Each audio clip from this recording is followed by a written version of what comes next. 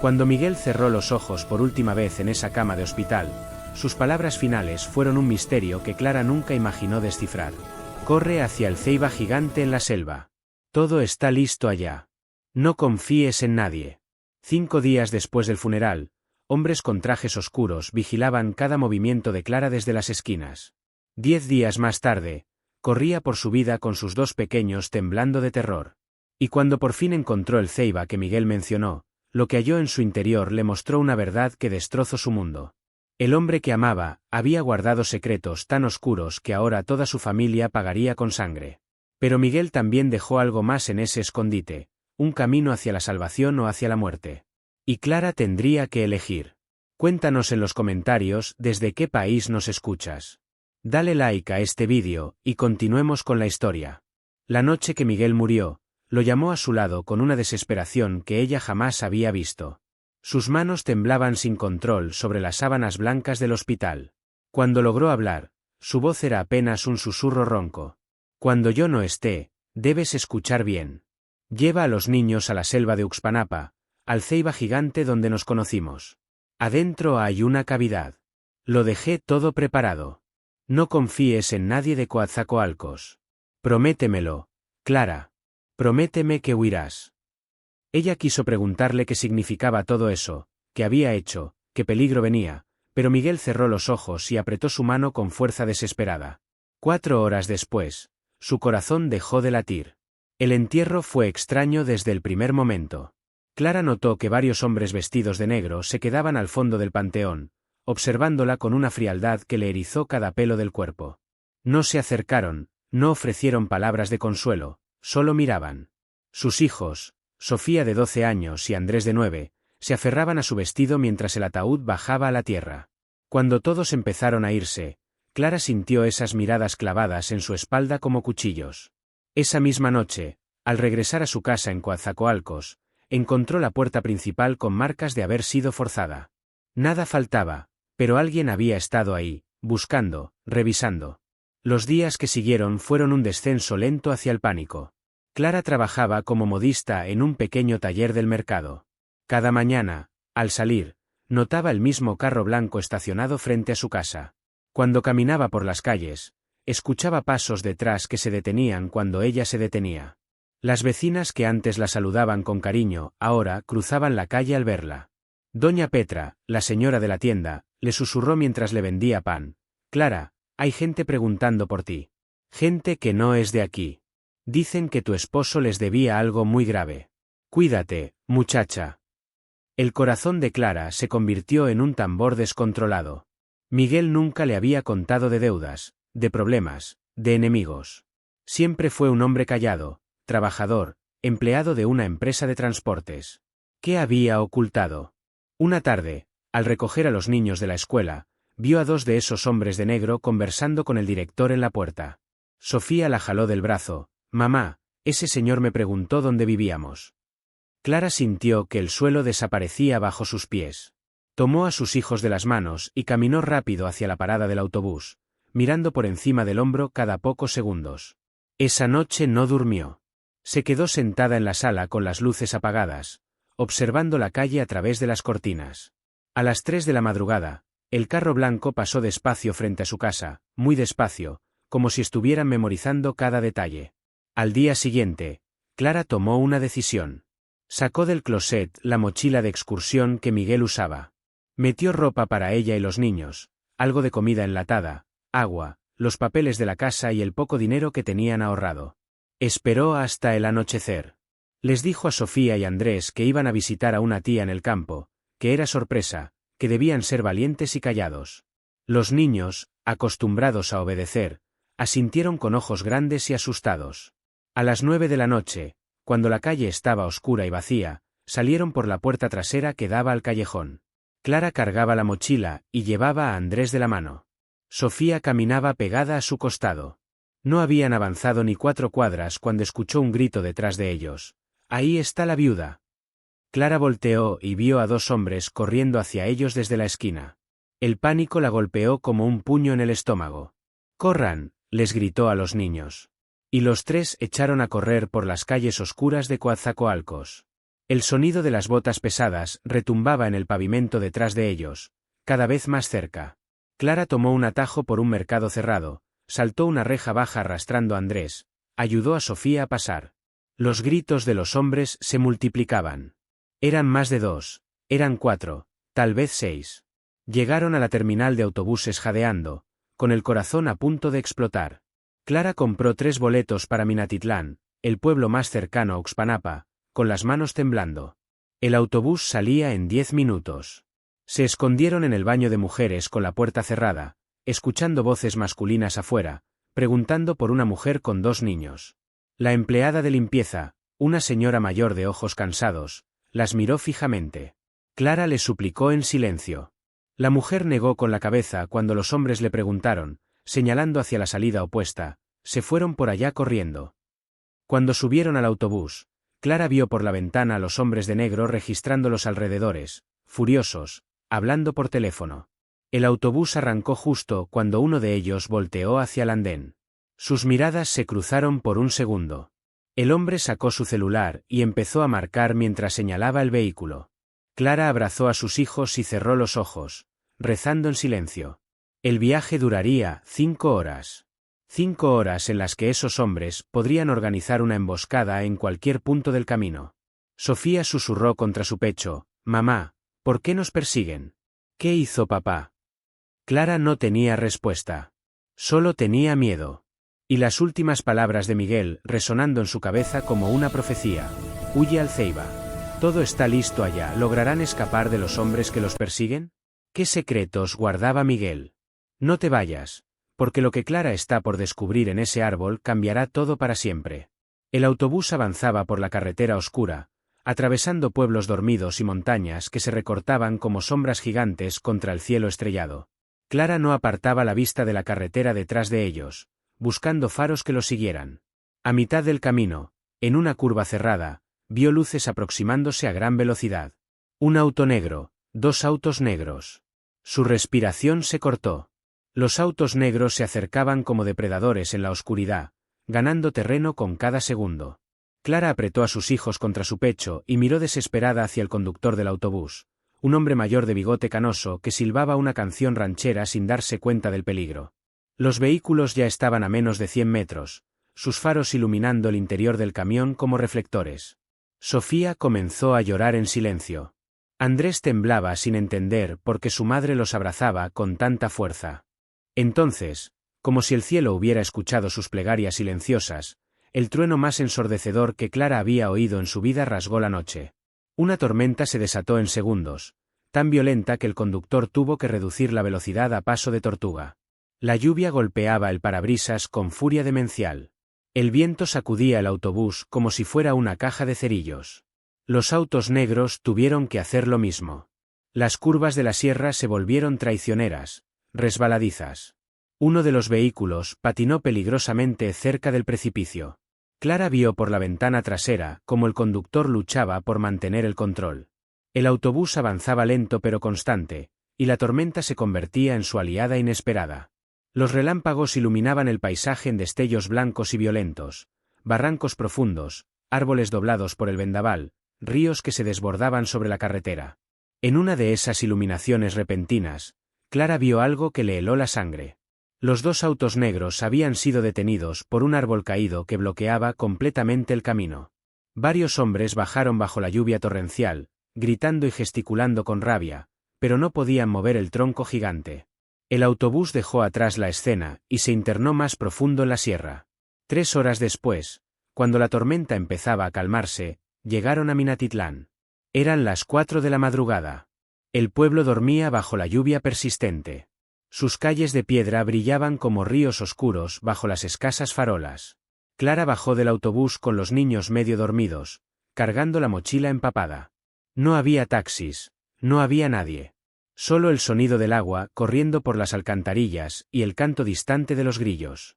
Recordó las palabras de Miguel. El Ceiba gigante estaba a 3 horas de caminata desde el pueblo, adentrándose en la selva de Uxpanapa. 3 horas que en su estado actual parecían una eternidad imposible. Pero no tenía opción. Los hombres de negro llegarían eventualmente. Necesitaba desaparecer antes del amanecer. Caminaron por las calles vacías hasta encontrar el inicio del sendero que Miguel le había descrito años atrás, cuando todavía eran novios y él la llevaba a conocer los secretos de la selva. El camino era de tierra lodosa, flanqueado por helechos gigantes y árboles tan altos que sus copas se perdían en la oscuridad. Andrés lloraba de cansancio. Clara tuvo que cargarlo en su espalda mientras Sofía, valiente y silenciosa, caminaba a su lado sosteniendo una linterna pequeña que apenas iluminaba 1 metro adelante. La selva olía a tierra mojada, a musgo, a vida antigua. Cada crujido de ramas las hacía detenerse. Cada sombra parecía un enemigo. Clara recordaba fragmentos de las conversaciones con Miguel. El Ceiba tiene más de 600 años. Está hueco por dentro, pero sigue vivo. Es un milagro de la naturaleza. Ahí nos conocimos, ¿recuerdas? Dijiste que era el lugar más mágico del mundo. Ahora ese recuerdo hermoso se había convertido en su única esperanza de sobrevivir. Caminaron durante 1 hora, luego otra más. Los pies de Clara sangraban dentro de sus zapatos. Sofía cojeaba. Cuando estaba a punto de colapsar, de rendirse y sentarse a llorar en medio del lodo, lo vio. El ceiba gigante se alzaba en un claro de la selva como un titán ancestral. Su tronco era tan ancho que 10 personas con los brazos extendidos no podrían rodearlo. La corteza estaba cubierta de musgo brillante y enredaderas gruesas como brazos. Y ahí, a la altura del suelo, oculta entre raíces enormes, había una abertura oscura. La entrada a la cavidad que Miguel había mencionado. Clara dejó a Andrés en el suelo con cuidado y se arrodilló frente a la abertura. Encendió la linterna y apuntó hacia adentro. La cavidad se extendía hacia las profundidades del árbol, ampliándose como una habitación natural. Y entonces vio lo imposible. Adentro había lámparas de gas colgadas de ganchos metálicos, cajas de madera apiladas contra las paredes, mantas dobladas, garrafones de agua sellados, latas de comida organizadas en estantes improvisados. Todo estaba cubierto de plástico protector, preservado del tiempo y la humedad. En el centro, sobre una mesa rústica de madera, había un cuaderno grueso y un sobremanila con su nombre escrito en la letra de Miguel. Clara sintió que las piernas le fallaban. Entró a la cavidad, llevando a los niños de la mano. Cuando estuvieron los 3 adentro, cerró la entrada con una lona gruesa que encontró doblada junto a la pared. Encendió una de las lámparas de gas, y la luz cálida inundó el espacio.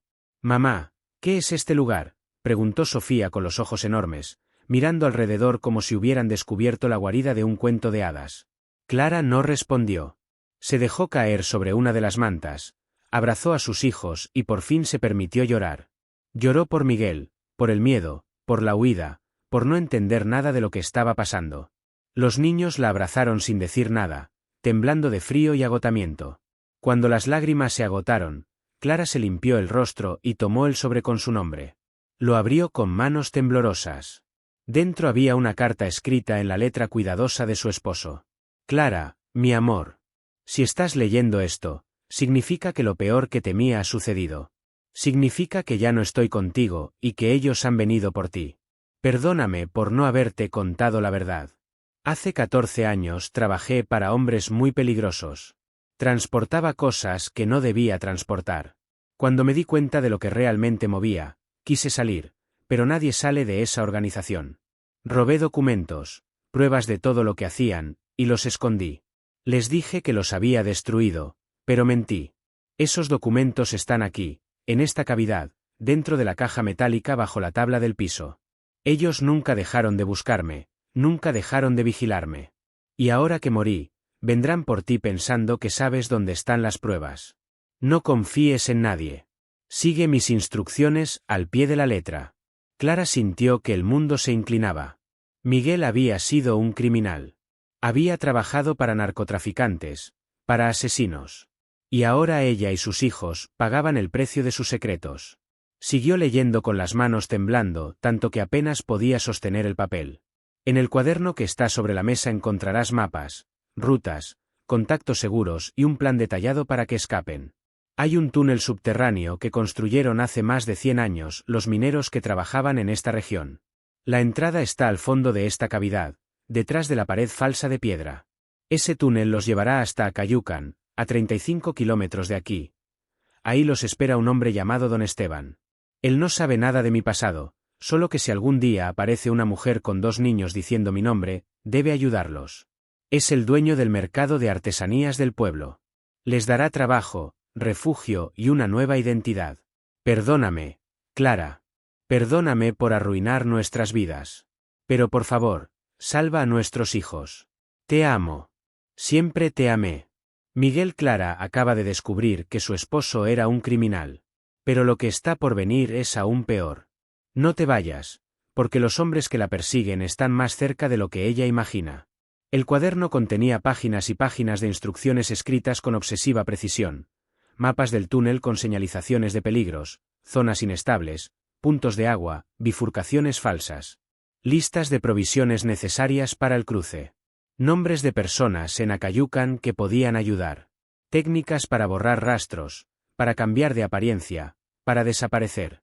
Miguel había pasado años preparando esta ruta de escape, años sabiendo que algún día ella tendría que usarla. Clara cerró el cuaderno y miró a sus hijos dormidos sobre las mantas, agotados, inocentes, ajenos al horror que los rodeaba. Entonces escuchó algo que le detuvo el corazón. Voces afuera del árbol. Voces de hombres acercándose entre los arbustos. Tiene que estar por aquí. El chofer del autobús dijo que bajó en Minatitlán con 2 niños. No hay otro lugar donde esconderse en estas selvas. Pasos pesados pisoteando hojas mojadas. El haz de varias linternas recorriendo los troncos. Clara apagó la lámpara de gas de inmediato y cubrió la boca de Sofía, que acababa de despertar asustada. Andrés seguía dormido. Afuera, los hombres rodeaban el ceiba gigante. Estaban tan cerca que Clara podía escuchar sus respiraciones agitadas.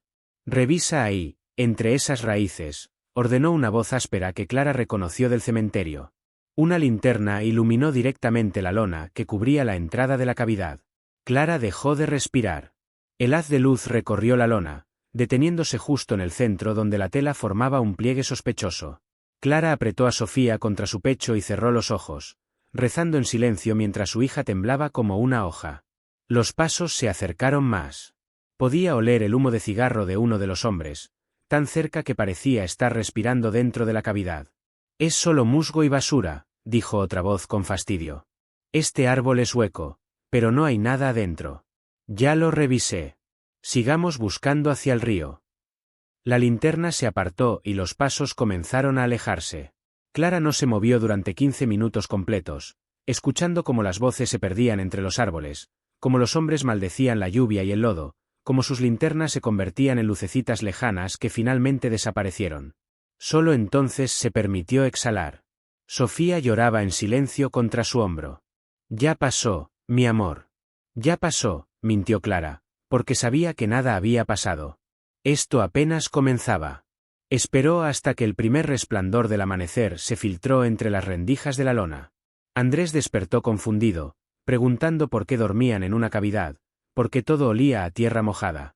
Clara le dio de comer galletas de una de las cajas que Miguel había dejado almacenadas y les explicó a ambos, con voz suave pero firme, que estaban jugando a un juego muy serio. Un juego donde tenían que ser los niños más valientes y silenciosos del mundo. Sofía, que ya tenía 12 años y entendía más de lo que aparentaba, asintió con los ojos rojos de tanto llorar. ¿Es por lo que papá hizo antes de conocerte?, preguntó con una voz tan pequeña que partió el corazón de Clara en dos. Ella solo pudo asentir. Andrés frunció el ceño sin comprender del todo, pero sintiendo el peso del miedo que llenaba la cavidad. Vamos a estar bien, prometió Clara. Papá nos dejó un camino. Solo tenemos que ser valientes un poco más. Revisó nuevamente el cuaderno de Miguel. Las instrucciones para encontrar la entrada al túnel eran específicas. Al fondo de la cavidad, donde la pared de piedra formaba un arco natural, había 5 rocas grandes apiladas de manera particular. La del centro, marcada con una pequeña cruz tallada, era la clave. Al moverla se revelaría la entrada oculta. Clara caminó hacia el fondo de la cavidad con la linterna en mano, alumbrando cada rincón. Ahí estaba el arco de piedra, cubierto de musgo húmedo y raíces delgadas que colgaban como cortinas verdes. Y ahí estaban las 5 rocas, exactamente como Miguel las había descrito. La del centro tenía la cruz tallada, casi invisible bajo el musgo. Clara la limpió con la manga de su suéter y empujó con todas sus fuerzas. La roca no se movió. Empujó de nuevo, usando todo el peso de su cuerpo. Nada. Entonces lo intentó jalando hacia ella, y la piedra se deslizó con un sonido áspero y profundo, como si estuviera despertando después de años de sueño. Detrás de la roca apareció una abertura estrecha, apenas lo suficientemente ancha para que pasara una persona agachada. Un aire frío y húmedo salió de ahí, trayendo consigo un olor a piedra antigua y agua subterránea. Clara alumbró el interior y vio escalones tallados en la roca que descendían hacia la oscuridad. El túnel, exactamente como Miguel lo había descrito en el cuaderno. Sintió un nudo en la garganta. Su esposo había caminado por ahí, había explorado cada metro de ese pasaje, había planeado hasta el último detalle de esta huida. Y ahora ella tendría que confiar ciegamente en esas notas escritas por un hombre que le había mentido durante años. Pero no tenía alternativa. Afuera, los hombres seguían buscando. Solo era cuestión de tiempo antes de que regresaran al Ceiba y lo revisaran con más cuidado. Preparó 3 mochilas pequeñas con provisiones: agua, comida enlatada, linternas extra, baterías, mantas delgadas, el cuaderno de Miguel y los documentos que le había robado, guardados en una bolsa de plástico sellada. También tomó la caja metálica que estaba enterrada bajo la tabla del piso, tal como la carta indicaba. Adentro había fajos de billetes, dólares y pesos, suficiente dinero para empezar una vida nueva. Miguel lo había planeado todo. Hasta su muerte parecía parte de un cálculo. Clara no sabía si sentir gratitud o rabia. Tal vez ambas. Les puso a los niños ropa seca que encontró en una de las cajas, pantalones gruesos y suéteres de lana que olían a guardado pero estaban limpios. Vamos a caminar por un túnel largo, les explicó mientras les amarraba bien los zapatos. Va a estar oscuro y tal vez un poco frío, pero si seguimos adelante sin parar, llegaremos a un pueblo seguro donde nadie nos conoce. Pueden hacerlo. Sofía y Andrés asintieron. No preguntaron más. Ya habían aprendido que las preguntas no traían respuestas reconfortantes. Antes de entrar al túnel, Clara tomó una de las lámparas de gas y la dejó encendida en el centro de la cavidad, junto con algunas mantas extendidas y latas de comida abiertas, como si alguien hubiera estado ahí recientemente pero se hubiera ido deprisa. Quería que cuando los hombres regresaran pensaran que ella había estado ahí, pero ya se había marchado por otro rumbo. Luego cubrió nuevamente la entrada del túnel con la roca, dejándolos sellados en la oscuridad subterránea. La única luz provenía de sus linternas. El descenso por los escalones de piedra fue lento y peligroso. Estaban resbaladizos por la humedad y algunos se habían erosionado con el tiempo, convirtiéndose en rampas irregulares. Andrés se resbaló 2 veces. Sofía se raspó la mano al apoyarse en la pared. Después de bajar lo que parecieron 150 escalones, el túnel se niveló y se convirtió en un pasaje horizontal de aproximadamente 2 metros de alto y 1,5 de ancho. Las paredes estaban reforzadas con vigas de madera carcomida y piedra apilada. Según el cuaderno de Miguel, este túnel había sido construido por mineros españoles y luego mexicanos durante más de 200 años, buscando vetas de plata que nunca encontraron del todo. Eventualmente lo abandonaron y el túnel quedó olvidado, conocido solo por exploradores y habitantes antiguos de la región. Miguel lo había descubierto durante una de sus excursiones de juventud y lo había memorizado, sabiendo que algún día podría ser su salvación. O la de su familia.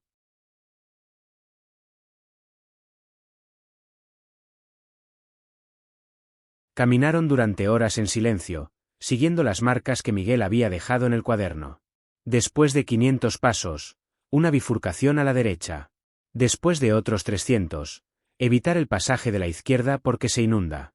Después de 1000 pasos, un ensanchamiento con restos de herramientas antiguas, lugar seguro para descansar. Todo estaba exactamente donde el cuaderno decía. Clara sintió una mezcla extraña de asombro y tristeza. Miguel había sido meticuloso, cuidadoso, protector. Pero todo ese cuidado había sido necesario porque él mismo había creado el peligro. En el segundo punto de descanso, Sofía preguntó, «Mamá, ¿papá era malo?» Clara se quedó callada, sin saber qué responder. Finalmente dijo, «Tu papá cometió errores muy grandes cuando era joven. Pero pasó el resto de su vida tratando de protegernos de esos errores. Eso no lo hace completamente malo ni completamente bueno. Solo lo hace humano». No sabía si esa respuesta era suficiente, pero era la única honesta que tenía. Andrés estaba dormido sobre su regazo, agotado por la caminata. Sofía asintió lentamente, procesando palabras demasiado pesadas para su edad. Descansaron 2 horas antes de continuar. El túnel esconde peligros mortales y Clara está a punto de enfrentar el tramo más difícil. Pero lo que no sabe es que los hombres que la persiguen acaban de descubrir algo terrible. Quédate para descubrir qué sucede.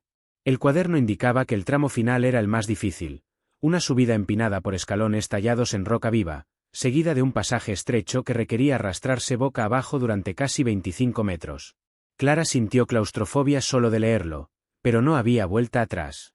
Cuando reanudaron la marcha, el túnel comenzó a inclinarse hacia arriba, exactamente como Miguel había advertido. Los escalones eran irregulares, algunos tan altos que Clara tuvo que cargar a Andrés mientras Sofía trepaba usando manos y pies. El aire se volvía más fresco, menos cargado. Eso significaba que estaban cerca de la superficie. Después de la subida llegó el pasaje estrecho. Clara envió a Sofía primero, dándole una linterna y diciéndole que gritara si encontraba algo peligroso. La niña desapareció en la abertura angosta y Clara esperó con el corazón en la garganta hasta que escuchó su voz al otro lado. «Ya pasé, mamá. Si se puede». Luego fue el turno de Andrés. Lloró y se resistió, diciendo que tenía miedo, que no quería meterse en ese agujero oscuro. Clara tuvo que ser firme. «Andrés, escúchame. Tu hermana está del otro lado esperándote. Yo voy detrás de ti. No estás solo. Pero tienes que arrastrarte ahora». El niño obedeció entre sollozos, metiéndose en el pasaje con la linterna en una mano. Clara lo vio desaparecer y luego empujó las mochilas por delante antes de entrar ella misma. El pasaje era aún más estrecho de lo que había imaginado. Las paredes de roca raspaban sus hombros y espalda. Tuvo que avanzar usando codos y rodillas, empujándose hacia adelante centímetro a centímetro. La linterna iluminaba apenas medio metro adelante. Sentía el peso de la montaña encima, millones de toneladas de piedra separándola de la superficie por apenas metros de roca. Si el túnel colapsaba ahora, nadie encontraría sus cuerpos jamás. Empujó ese pensamiento fuera de su mente y siguió adelante. 5 metros, 10, 15. Finalmente, vio luz al frente. La linterna de Sofía. Salió del pasaje con las manos sangrando y la ropa desgarrada, pero salió. Del otro lado, el túnel se ensanchaba nuevamente y había escalones ascendiendo hacia una luz tenue que se filtraba desde arriba. Luz natural. Luz de día. Subieron los últimos escalones casi corriendo y emergieron en medio de una selva diferente, más verde, más húmeda, con árboles cubiertos de orquídeas salvajes y el sonido constante de agua corriendo cerca. Habían cruzado 35 kilómetros bajo tierra. Estaban en Acayucan. Clara miró a sus hijos, cubiertos de lodo y agotados, pero vivos. Vivos y libres. Por ahora. Según el cuaderno, debían caminar media hora más hacia el este hasta encontrar el mercado de artesanías donde don Esteban los esperaría. Pero cuando empezaron a caminar, Clara escuchó un sonido que le heló la sangre, motores de autos acercándose rápido por el camino de tierra cercano. Y voces gritando, «Revisen la selva. Alguien vio movimiento por aquí». Los habían encontrado. Clara no perdió ni un segundo. Agarró a Andrés en brazos y jaló a Sofía por la muñeca, corriendo entre los helechos gigantes hacia la espesura de la selva. Los gritos de los hombres resonaban cada vez más cerca, mezclándose con el rugido de los motores que se detenían bruscamente sobre el camino de tierra. Puertas de autos golpeando. Botas pesadas sobre piedras. Se metieron por ahí. Veo huellas frescas. El corazón de Clara latía tan fuerte que sentía que le estallaría en el pecho. Corrió sin rumbo fijo, solo alejándose del sonido de las voces, adentrándose más y más en el laberinto verde de Acayucan. Las ramas le arañaban la cara. Las raíces salientes amenazaban con hacerla tropezar a cada paso. Andrés lloraba contra su hombro, aterrado por la carrera desesperada. Sofía corría a su lado sin quejarse, aunque su respiración era un jadeo entrecortado de puro agotamiento. Entonces Clara vio algo que le dio un destello de esperanza. Un arroyo pequeño caía entre las rocas, formando un río que se perdía entre la vegetación. El agua. Si caminaban por el arroyo, los perros no podrían seguir su rastro. Miguel le había enseñado eso años atrás. Se metió al arroyo sin pensarlo 2 veces. El agua helada le llegaba hasta las rodillas y la corriente era más fuerte de lo que esperaba, pero avanzó río abajo, sosteniéndose de las rocas. Sofía la siguió, temblando de frío pero sin protestar. Caminaron por el agua durante casi 40 minutos, hasta que las voces de los hombres se volvieron distantes y confusas. Los habían despistado. Por ahora. Salieron del arroyo en una zona donde la selva se abría levemente y se podía ver un sendero angosto que serpenteaba cuesta arriba. Clara revisó el cuaderno de Miguel con manos temblorosas, tratando de orientarse. Según el mapa, el mercado de artesanías de Don Esteban estaba al otro lado de esa loma, en el centro del pueblo. Pero llegar hasta ahí, empapados, cubiertos de lodo y con niños llorando, llamaría demasiado la atención. Necesitaba un plan. Miró a su alrededor y vio algo inesperado, una casa pequeña de madera, casi escondida entre los árboles, con ropa colgada en un tendedero y humo saliendo de la chimenea. Alguien vivía ahí. Clara tomó una decisión arriesgada. Se acercó a la puerta y tocó con suavidad. No hubo respuesta. Tocó de nuevo, más fuerte. Desde adentro se escuchó el crujido de pasos lentos y la puerta se abrió apenas una rendija. Un rostro arrugado de mujer mayor apareció, observándola con desconfianza. Tenía el cabello blanco recogido en un moño apretado y ojos oscuros, que parecían leer cada secreto que Clara cargaba. «¿Quién es usted y qué quiere?», preguntó con voz áspera. Clara tragó saliva y decidió apostar por la verdad, o al menos una versión de ella. «Me llamo Clara. Vengo huyendo de hombres peligrosos que quieren hacerle daño a mis hijos. Mi esposo murió hace poco y dejó enemigos. Solo necesito ropa seca para los niños e indicaciones para llegar al mercado de Don Esteban. Tengo dinero, puedo pagarle». La anciana entrecerró los ojos, estudiándola en silencio durante lo que pareció una eternidad. Luego miró a Sofía y Andrés, empapados y temblando de frío, con los ojos rojos de tanto llorar. Algo en su expresión se suavizó. Abrió la puerta completamente. «Entren rápido, antes de que alguien las vea». La casa era diminuta pero limpia, con olor a café recién hecho y tortillas calientes. La anciana les dio toallas viejas pero secas y sacó ropa de un baúl de madera. «Esto era de mis nietos cuando eran pequeños. Ya no vienen a visitarme. Ustedes pueden usarla». Mientras los niños se cambiaban detrás de una cortina, la mujer preparó tazas de atole caliente y pan dulce. Clara sintió que iba a llorar de pura gratitud. «¿Cómo se llama usted?», preguntó con voz quebrada. «Doña Mercedes», respondió la anciana sin levantar la vista de las tazas. «Y no me diga nada más de su situación. Entre menos sepa, mejor para todos. Pero escuché los autos esta mañana temprano. Hombres armados que no son de aquí, preguntando por una mujer con 2 niños. Andan revisando cada casa, cada camino. Son peligrosos. Se les ve en los ojos». Clara sintió que el estómago se le revolvía. «¿Sabe cómo llegar al mercado de Don Esteban sin que me vean?». Doña Mercedes asintió lentamente. «Hay un camino viejo que usaban los arrieros hace muchos años. Está cubierto de maleza. Casi nadie lo conoce ya. Los llevará directo a la parte trasera del mercado. Pero tienen que irse ahora. En media hora, esos hombres llegarán hasta aquí. Siempre revisan las casas de la selva».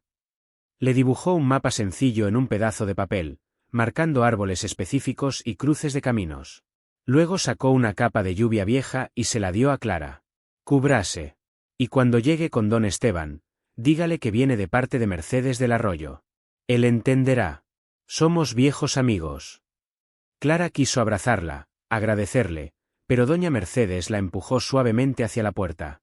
«Vayan. Y que Dios las proteja». Clara está a punto de encontrar refugio, pero algo terrible está por suceder. Un giro que nadie esperaba cambiará todo. «No te vayas ahora». Siguieron el camino de arrieros, tal como doña Mercedes indicó. Era apenas visible entre la maleza, una línea fantasma que serpenteaba entre cedros antiguos y rocas cubiertas de musgo. No se cruzaron con nadie.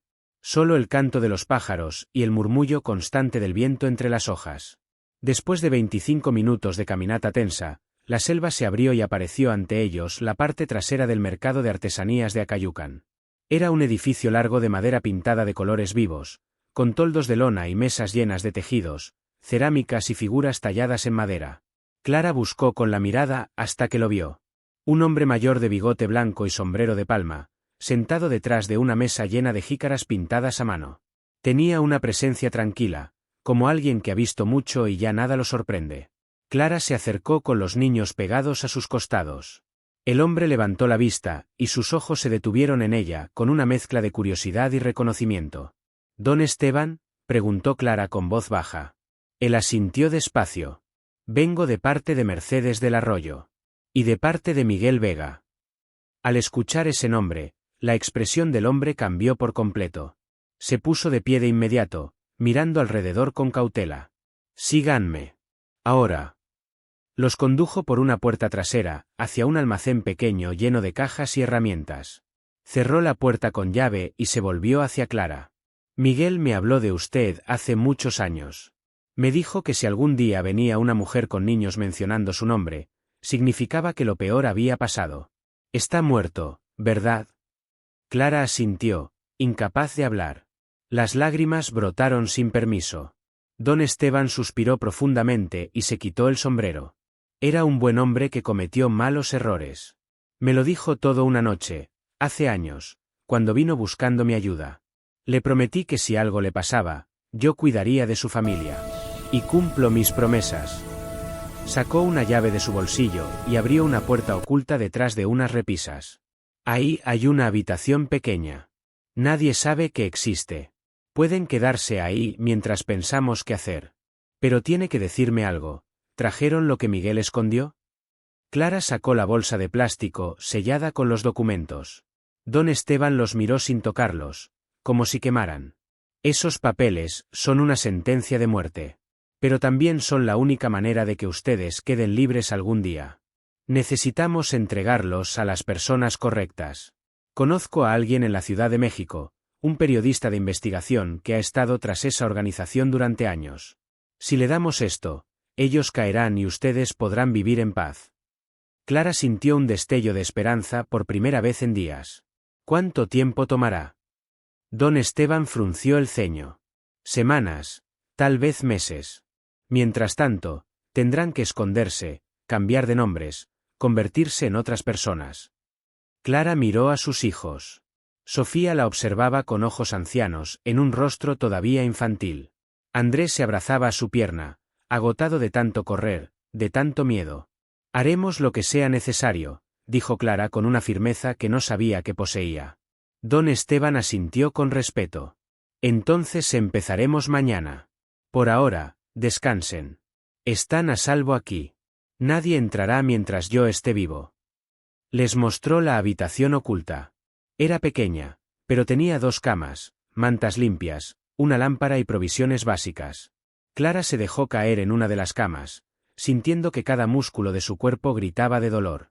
Los niños se acurrucaron junto a ella, y en minutos se quedaron dormidos.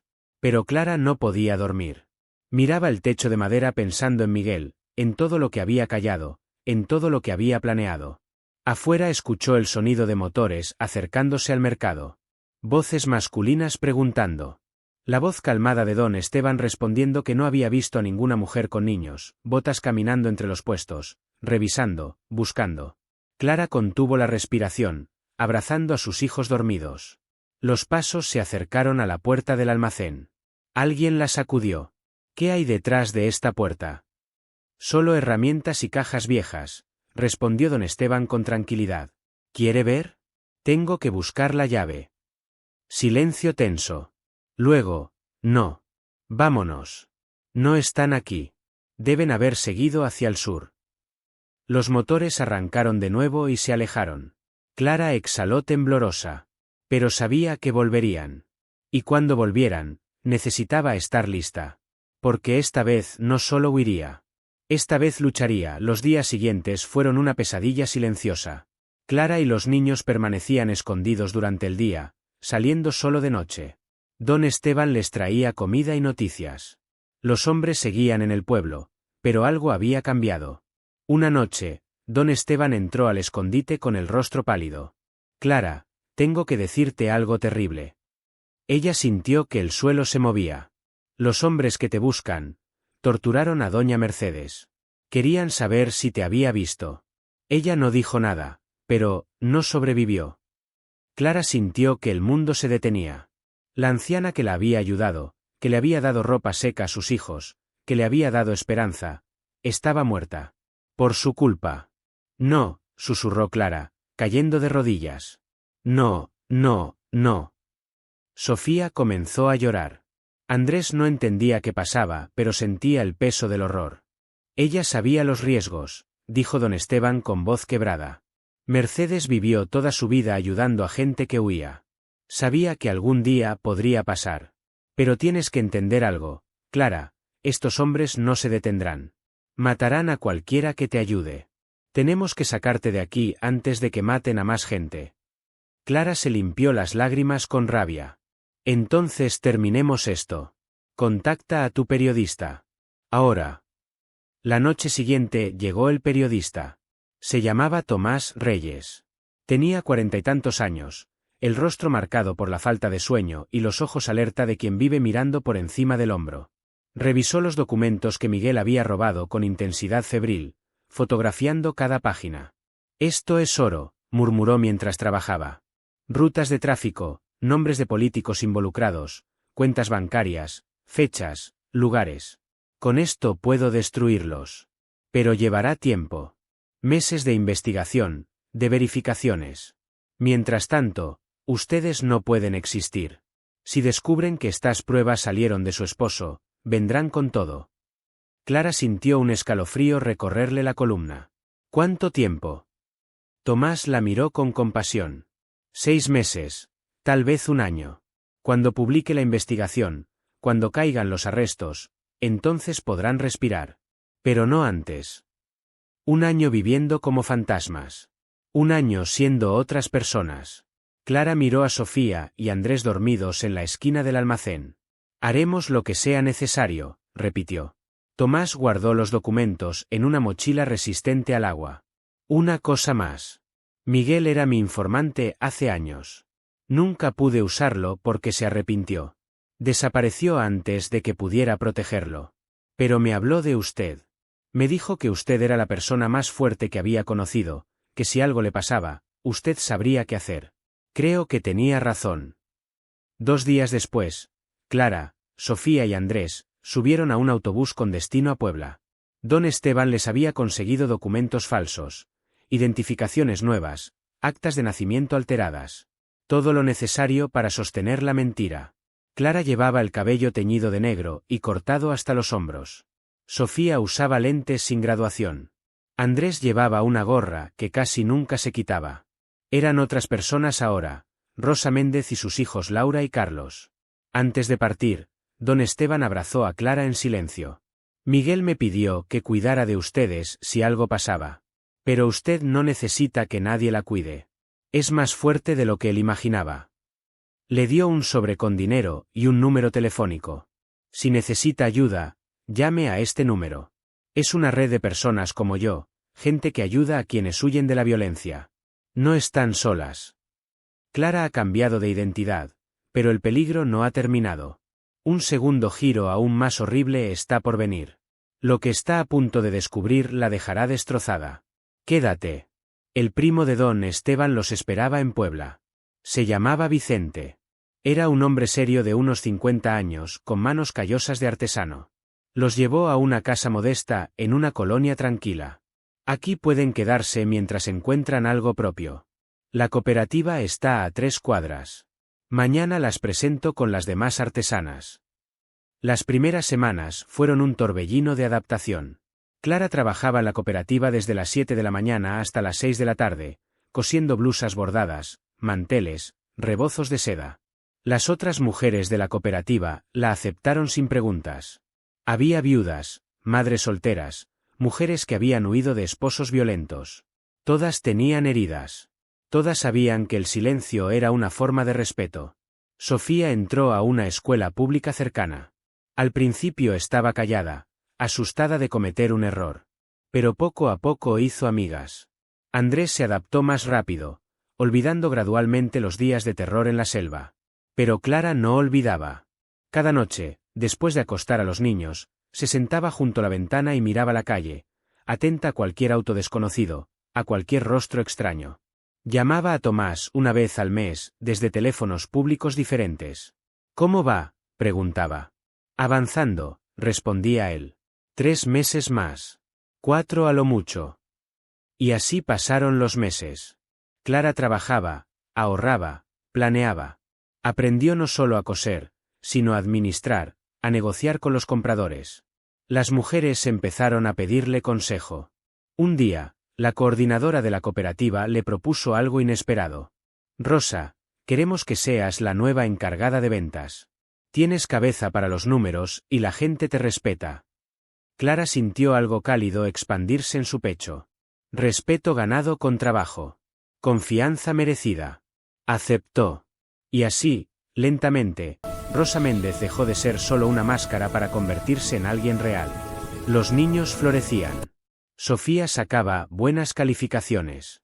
Andrés jugaba fútbol en el parque. Reían. Corrían. Eran niños de nuevo. 6 meses después de llegar a Puebla, Tomás la llamó. Ya está. Publico mañana. Primera plana en 3 periódicos nacionales. Nombres, fechas, pruebas irrefutables. Van a caer todos. Clara sintió que las piernas le temblaban. ¿Y nosotros? Estaremos seguros. Hubo una pausa. Su nombre nunca aparece. Miguel es mencionado solo como informante fallecido. Nadie puede rastrearlas. Pero aún así, mantengan la guardia alta un año más. Después, si todo se calma, pueden decidir quiénes quieren ser. Al día siguiente, Clara compró todos los periódicos. Ahí estaba en letras enormes. Desmantelan red de narcotráfico y corrupción. Fotos de hombres esposados, siendo sacados de sus mansiones. Rostros que reconoció de las pesadillas. Clara leyó cada palabra, sintiendo que un nudo gigantesco que había vivido en su garganta durante meses finalmente empezaba a aflojarse. Miguel lo había logrado. Aún muerto, había destruido a los hombres que arruinaron su vida. Y ella había completado su misión. Había protegido a sus hijos. Esa noche, por primera vez en casi un año, durmió sin sobresaltos. Pero en la madrugada, un ruido la arrancó del sueño. Pasos afuera de la casa. Lentos. Deliberados. Clara se levantó en silencio, el corazón desbocado nuevamente. Se asomó por una rendija de la cortina y lo vio, un hombre vestido de negro observando la casa con atención. No estaba solo. Otro esperaba en un auto estacionado al final de la calle. Habían sido encontrados. Clara no gritó. No se paralizó. Algo dentro de ella se endureció como el acero. Se movió en silencio hacia el cuarto de los niños. Sofía estaba despierta, con los ojos abiertos como platos. «Mamá», susurró aterrada. Clara puso un dedo sobre sus labios. «Despierta a tu hermano. Vístanse rápido. Salgan por la ventana trasera. Vayan a casa de doña Carmela. Díganle que llame a la policía». «¿Y tú, mamá?» Clara sonrió, aunque cada músculo de su cuerpo estaba tenso. «Yo voy a terminar esto». Mientras los niños escapaban, Clara marcó el número que Tomás le había dado. «Solo para emergencias», contestó al segundo timbrazo. «Rosa». «Me encontraron. 2 hombres afuera de mi casa». Hubo un silencio breve. «Escúchame bien. Enciende todas las luces de la casa. Haz ruido. Quiero que sepan que estás despierta. Yo llamo a mis contactos. Pueden estar ahí en 15 minutos. Resiste». Clara encendió cada luz. Puso música a volumen alto. Vicente Fernández inundó la calle silenciosa, salió al patio delantero, parándose bajo la luz del porche con los brazos cruzados.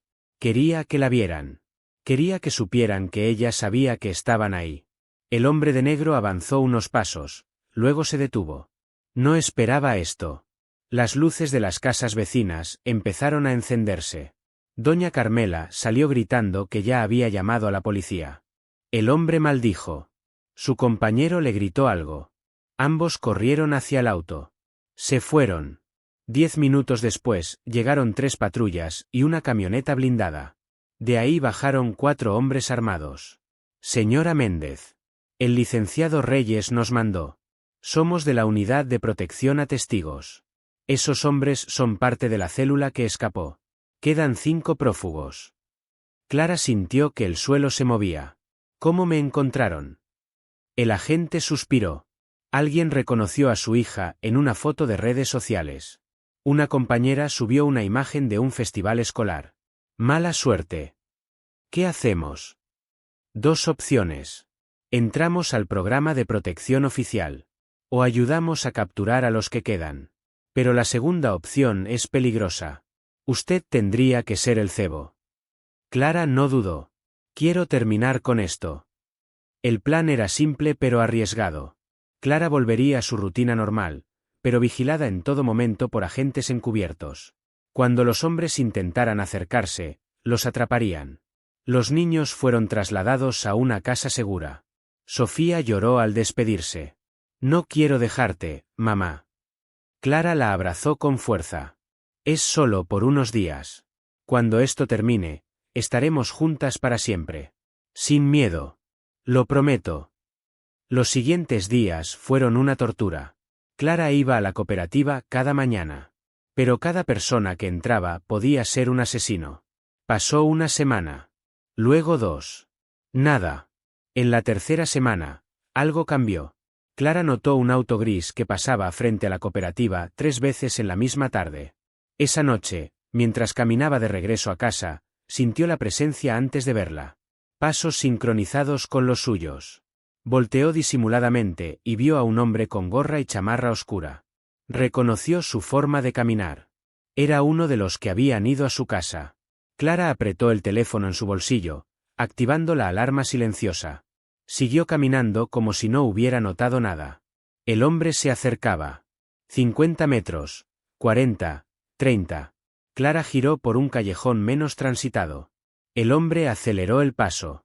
Sacó algo del bolsillo. Clara escuchó el clic metálico de una navaja. Entonces, cuando estaba a solo 10 metros, 3 agentes emergieron de las sombras.